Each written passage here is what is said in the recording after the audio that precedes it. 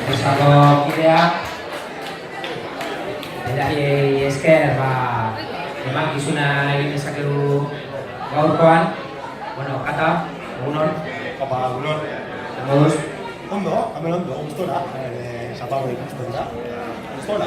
Gusten nahiatxu futbolak? Bai, eta beti familia betu gilo futbolean Ez da entzuten. Beti betu gilo futbolean. Bueno, Kata, zuaz enkarketan zara, izaten digut ez dela oso ondo entzuten, pizka bat altua jartzeko mesedez, horizu volumen pizka gehiago, gure ezarei, hori da, osoko, orain jodo,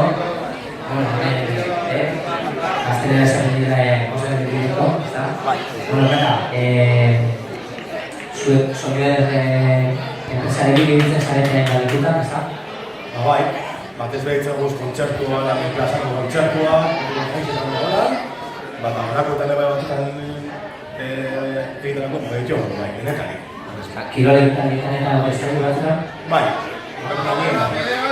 Gaurkoan, zuzkerarekin egiten ari garela esfortzu berezi bat, nik ere, planteatuko dizu zuri jolastean, euskarakaz, distintibo batzuekin, bat entzuteko prest, bestea hitz egiteko prest, eta, pizka bat hemen dituzu jokoaren arauak, beraz, zu irakurri, nahiko argia da, birron, euskara entzuteko prest urdina, hitz egiteko prest gorria, eta gero predisposizio jolazka praktikara eramatea pizka nahi dugu.